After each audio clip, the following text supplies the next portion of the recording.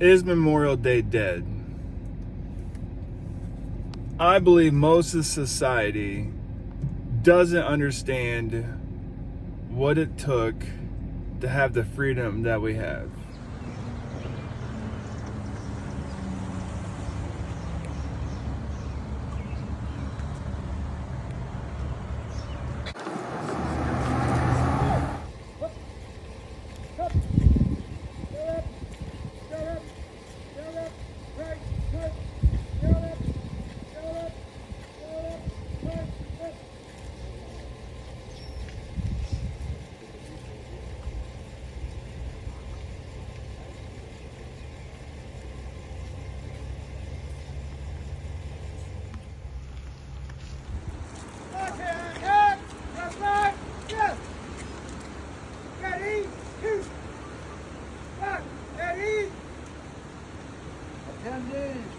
Attend the memorial prayer.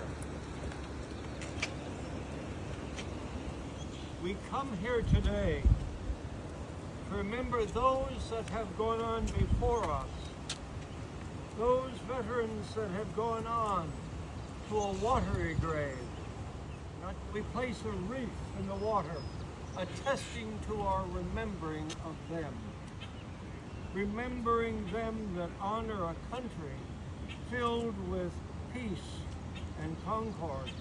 This service is to a nation conceived in liberty and dedicated to the proposition that all men are created equal, a concept that speaks to the greatness of a foundling nation.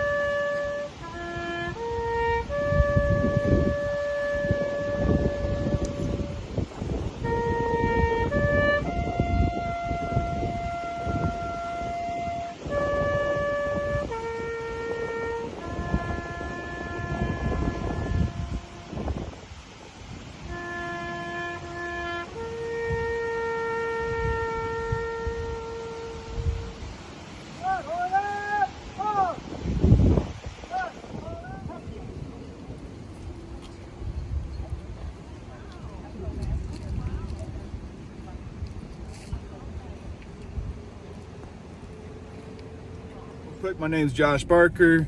I served 13 years in the Army. I was in Iraq for a year, in Afghanistan for 2 years.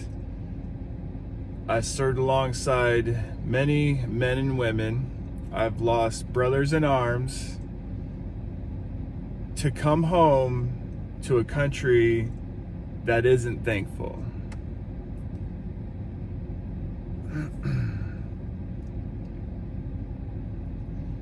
When I came home from Afghanistan, it was completely different to me. Serving my country, it was something I was proud of. But the part that was hard was losing people over there. And watching people die serving their country is the biggest honor you could have. I served knowing what that meant, that I could possibly lose my life. And these guys paid the ultimate sacrifice, an unselfish act. They gave their life for our country's freedom. And it feels like most people don't understand that. You ask someone what Memorial Day is, and it's just a day off. It's a federal holiday, and it's a day off. To me, it's a somber day. It's a day of reflection. It's a day of remembering the people that died for this country, the people that came before us, from when our country was created until now. It's not barbecues, it's not camping. It's not barbecues, it's not camping, it's not getting drunk. It's getting together and being thankful for what we have. Being thankful for freedom, and being thankful not only for the people that paid with their lives, but the people that are still behind, the families that are still behind of that loved one that's no longer here. I'm getting goosebumps thinking about this shit, man, because to me, when I see the American flag, it has so much meaning, so much emotional ties to it. It's the same thing when I hear taps. It's the same thing when I hear a Ballad of the Green Beret, Star Spangled Banner, all that stuff. When I see that stuff, when I hear it at an event or in a movie or watching, a parade or anything like that,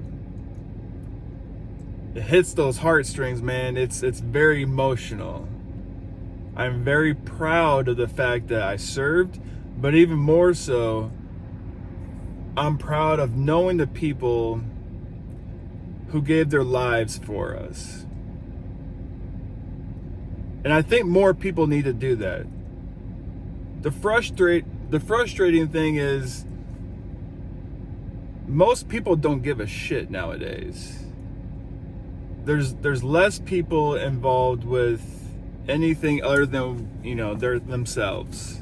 You go to a Memorial Day event and there's less people there each time. Each year it passes, there's less and there's less. More people are involved with their own shit than to think about somebody else.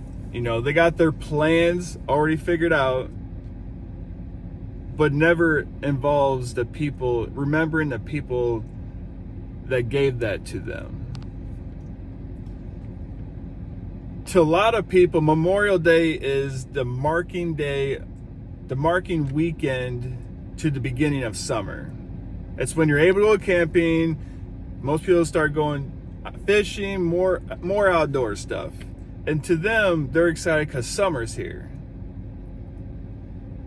And to me, it hits me hard, man. I get emotional on this day because I remember the people that I lost over there. And I guess to talk about the people that I lost and to go in order of from when it happened, the first one that happened, to when I finally got out of the military. I've lost a lot of people in the military, right? But the ones that I lost while deployed due to combat, it started in 2011. 2011, the medic on my team, very good dude, awesome guy. Everyone loved him. He's one of those guys that's just always chilling, smoking cigars, reading a book. Very smart guy. He was our medic, right? His name's Wyatt Goldsmith. Had everyone's respect. Very smart guy. Also, never stressed about anything, it seemed like. Never stressed about work, never stressed about going on missions, even though it was a high-risk mission. Never stressed about that shit. I always looked up to him. He was a couple years ahead of me. And he had been on a team longer than me. So he was a senior. I was a new guy to the team. It was my second deployment. First deployment was a year long. We had about 5 months in between, and then we had the second deployment that was a year long, which is unconventional for special forces. Due to our mission, that our missions that we normally do, we don't normally do a year-long deployments, but we were doing them. Anyways, one day, he was our medic. One day, he went down. I watched him go down. And I treated him until he passed. And I'll never forget that day. And that day is a day I will always tell everyone in my family. My kids know about him. One of my kids is named after him. Everyone in my family and my friends knows about Wyatt Goldsmith. He has had an impact, and he will forever have an impact on my family. He will never be forgotten. Another person, so that was July 15, 2011. January 15, 6 months later, January 15, 2012. We're getting ready to redeploy back to the States. We had our team replacements here in Afghanistan. We're doing we call it left seat, right seat, training. We're going on missions. We would lead some missions, they'd lead some missions. So we're on our way out, they're on their way in. And it's usually when things are winding down, when we're getting out of the country, and we hear over the radio that another soldier went down. Intense firefight, and another soldier went down. And it was later learned that it was from our sister team in the company, and it was a person that I knew. Learning later on that he passed was one of the hardest things. We took a toll that deployment. It was a hard deployment. We took a toll in our company and in Special Forces community of losses. That was our second loss that I knew about. Many people were injured throughout the deployment, shot, blown up, whatever. But this was our second loss, and I knew him. I was deployed. My first deployment, we were co-located, same base. He was a new guy then, and I was a new guy. His name's Benjamin Wise. Great guy. Also the medic. Exactly 6 months after Wyatt. And he left behind a wife and children as well. Wyatt didn't, but Ben did. And that struck us hard in our company, because we're in the same company and a lot of people knew him. Also a great guy. And it seemed like every 6 months something was happening like that. But it made redeployment harder. We got back to the States, it made everything harder. And then the last name I'm gonna say is Jeremy Border. These three men I served with knew them, and they died while serving their country. Jeremy Border, he died September 1st, 2012. And I went through the Q course, the qualification course, Special Forces qualification course with Jeremy. We're both students. We went through the last phase of the course together, and we got to know each other pretty well then. Also a great guy. He was young like me. He's probably a year or two older than me. And we had a lot of nights during this training just talking. getting to know each other, talking about where we're coming from, talking about our families, and getting to know each other. And it also struck me just as hard when I found out he died. I just became an instructor, or I was about to become an instructor, when he was deployed with his team, and he died. And hearing that, it just brought all the emotions of all the other guys that were lost. I won't say lost, all the other guys that paid the ultimate sacrifice. And to me, there's no higher honor than serving your country and dying for your country. They did what they wanted to do. And they died how they wanted to die. And the last thing I think anyone should be worried about is where they're going camping. I'm not saying don't spend time with your family. I'm saying remember those that gave you your freedoms, that fought for your freedoms. When you see an American flag, instead of burning it or stomping on it, why not remember those that fought for your rights, that fought for that flag?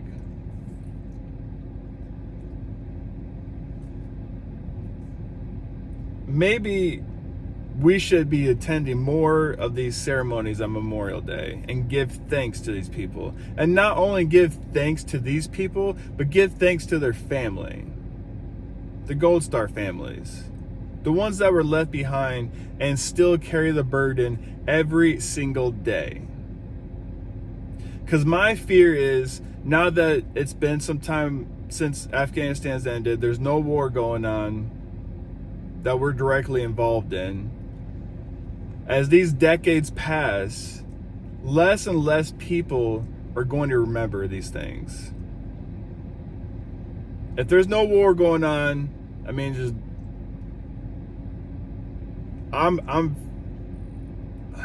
if there's no war going on, then I'm worried that more people will forget about it. The way we withdrew from Afghanistan was terrible.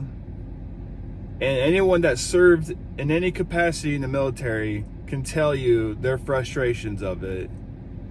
But the biggest thing I think we fear, and I think the families, the Gold Star families fear, is being forgotten. And I want you to know that I'll always do my part, and people that paid with their lives will be never forgotten. I think everyone should reach out, find families that have lost someone while they're serving, and give thanks. That's the least you could do, is give thanks. Not think about what condiments you want on your hot dog or hamburgers, but pay more attention to those families. Visit a gravesite, give flowers, raise the American flag, attend a parade or a ceremony in remembrance of these fallen soldiers. Because if we don't do it, and if we don't instill these principles and values into our kids, into the next generations, then these things will be lost. So that's all I got to say, man. Have a good Memorial Day. Peace.